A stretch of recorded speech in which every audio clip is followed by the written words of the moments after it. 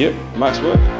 Alright, my name is Lucas. I'm a project manager with the London Basketball Association. Our whole slogan is basketball is the game, social change is the mission. We want to be at the forefront of basketball in London. We want to make sure that anyone in London, regardless of background, ethnicity, age, language, barriers, culture, they have a place where they feel welcome. It's not just about playing as well. We want to make sure that we have infrastructure. So we want to make sure that we've got staff in our office that can support the sport. We want to make sure that we have coaches that we have access to that can help at our external events. We want to make sure that we're building the referee workforce as well alongside table officials, and that's through our ROC program. So it's not just about players, it's also about making sure we have the infrastructure to support those players as far and wide as we can. The LBA holds scrimmages every week for different types of age groups. Here Lucas will explain what happens on a Thursday scrimmage. In terms of weekly sessions that we run a bunch of scrimmages. We do these in partnerships as well. So our most notorious one is the Kilburn scrimmage on Thursdays. It sells out.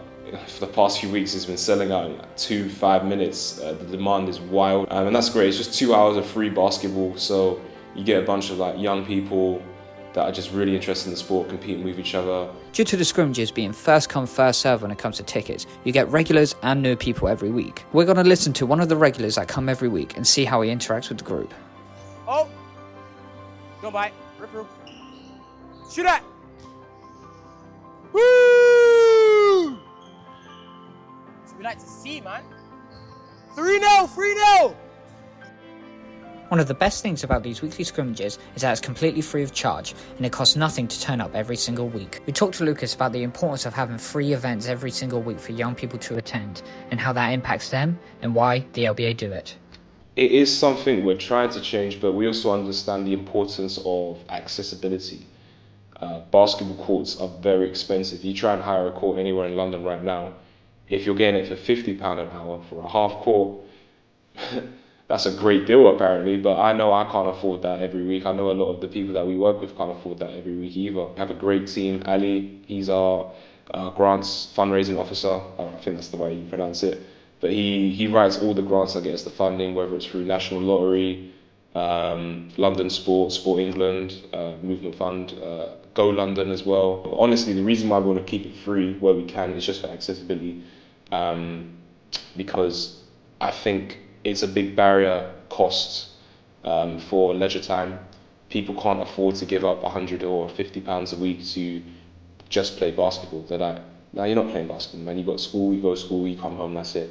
So by being able to provide these opportunities for free or heavily discounted, it just means that we give the community a space where they can feel valued, come into it, show their skill, because a lot of kids, they just, if they don't have that access, they're just, what else are they going to do? They're just going to be out on the street messing around.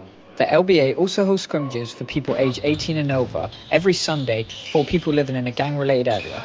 We asked Lucas the reasons why they hold a scrimmage there and the importance of having a scrimmage in that exact location. Yeah, I mean, that's crucial. It's kind of funny how it works, is because once you're on the basketball court, you're a basketball player now. You ain't got to worry about what's going on the outside. I'm very fortunate with the family support that I've had, despite the area that I've grown up in. Although I've heard and I've got friends that, or I won't even, people that I know that are involved in those sorts of things. Because of the family support and the structure that I've had, I've noticed how quickly and how easily you can fall into these situations.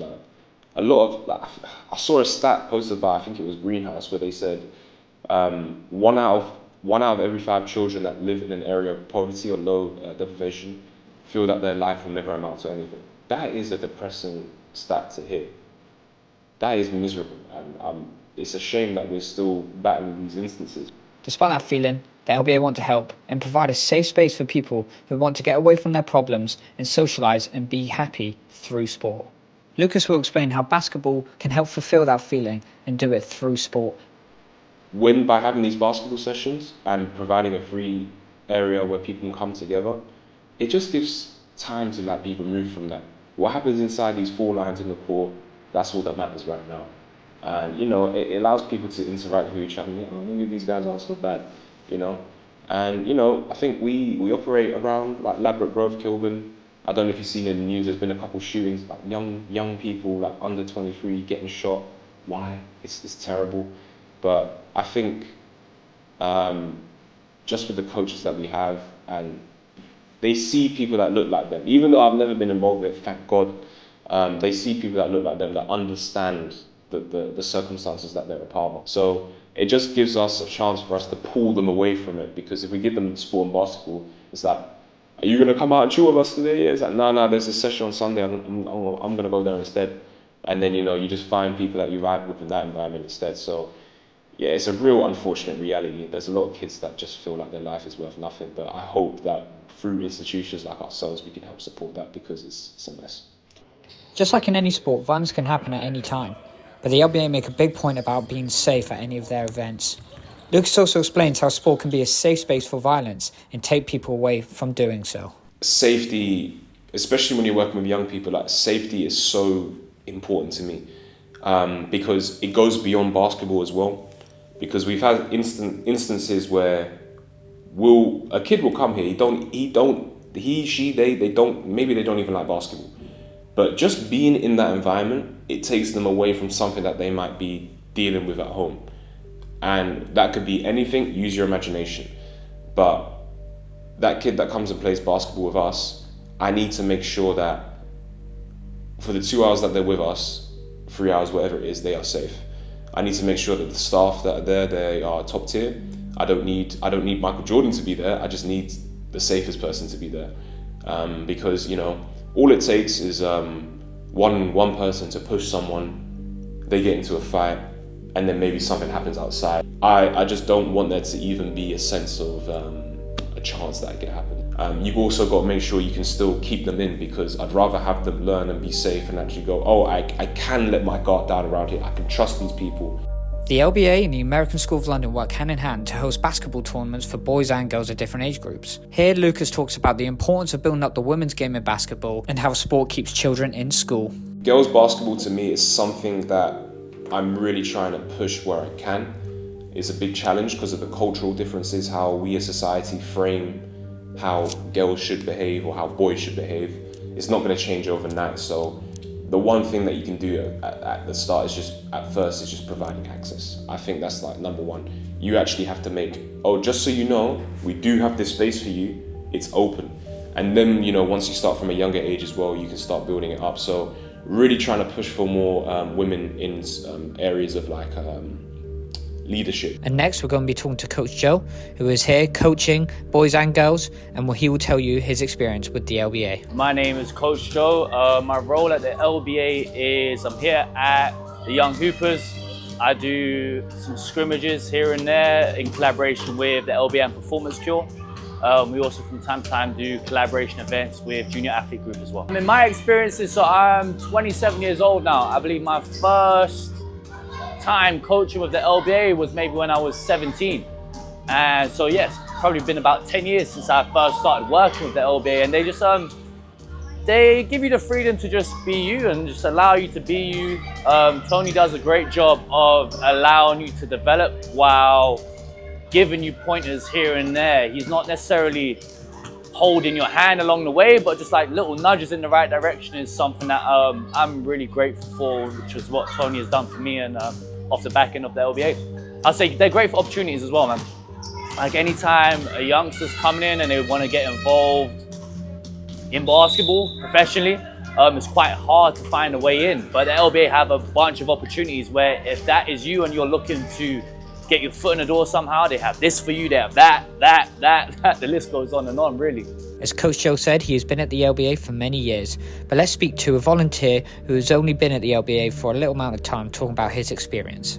My name is Mark Lombardo, and I'm volunteering here with the marketing team. So video, photography, especially for Instagram and their stories. So I was placed with the LBA through my university. It's part of my program abroad. I'm taking classes, but also working.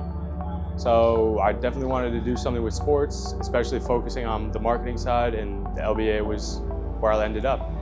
I would say, first of all, personally, it's a charity, so being able to work for a company that's really improving the lives of others. That's really helped me. And professionally, just getting hands-on experience in marketing through these events, as well as in the office, minimal work, but it's very enjoyable and it's something that I'll always be grateful for. Next, let's talk to the CEO, Tony, who will talk about his job role, why he does it, and where he sees the LBA in 5 years. My name is Tony Lazar. I'm the CEO and founder of the London Basketball Association. Very rewarding, very fulfilling.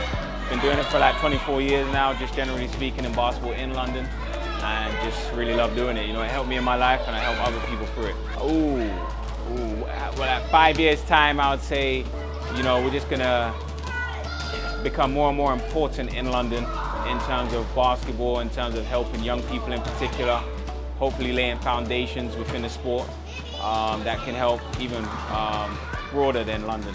Put on these competitions more in a fun sense. People just want to compete. People like want to have something to win. People love winning, you know?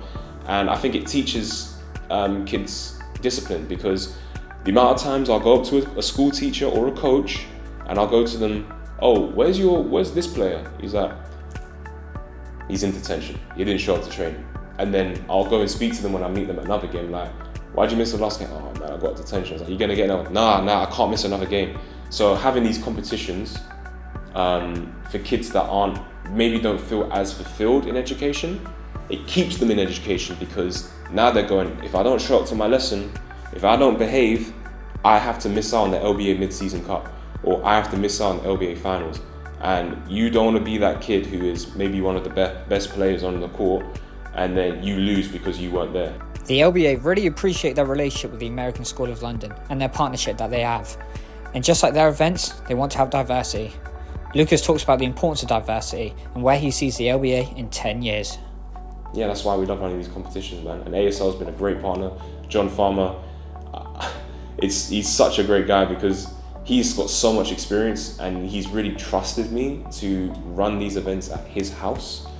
And they really value the community they built up at ASL. So the fact that he continues to be like, Lucas, I trust you, man. You do your thing. You need to do. I really appreciate that. So it's been a lot of fun. And then, you know, you get to pretend to be Adam Silver for a day, commissioner, giving out these trophies. A lot of fun. And, you know, seeing the kids' eyes light up when they put that medal around their neck, it really just shows that you did something, you know. Oh, it's a big deal.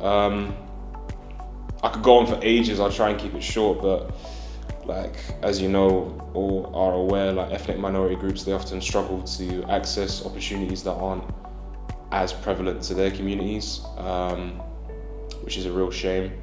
But basketball is a sport that has a high percentage of players from those backgrounds, like ethnic minority groups. I think Sport England reports, I think like you got about 20% of the population playing sports within ethnic minority groups, but within the people that play basketball, and forgive me if I misquote it, I think over half tend to, on average, across the whole country, play basketball within ethnic minority groups. And even in our office as well, Tony, our CEO, he's from an ethnic minority background. A lot of our staff are from ethnic minority backgrounds. We understand that there's not as many spaces for people that do look like us, but hopefully we can keep on creating those areas where people can feel welcome, come down, find their culture, mix and match, and yeah, it's been great. 10 years, big question, of course. Anything can change. For us, I definitely want us to be in a position where when you think basketball in London, you think LBA. I want us to be someone that people can go to for consultation. I want us to be someone that can go to us for when we need staff infrastructure hire. I also want us to be in a position where we can get corporate sponsorship. So you've got to start small, but I want to be working with brands like Jordan or Nike or Adidas, you know. I want them to know us and be like someone who can go, oh yeah, if we work with LBA, we're definitely going to get something back in return. I just want them to interact with us, be someone like, oh, LBA reposted us. Oh, that's insane. Like, now we know we're up there now. I just want us to have like a cool vibe attached to us. I want to be one of the cool kids in the basketball scene. For us, is that we want to have money so that we can put on more events and hire more staff and do more marketing so that we can continue to grow what we're doing. So yeah, I'd say to round up, be more world-renowned in London especially, build the basketball infrastructure, work with corporate sponsors, and definitely be attached to premier brands. That's definitely where I want to be in the next 10 years.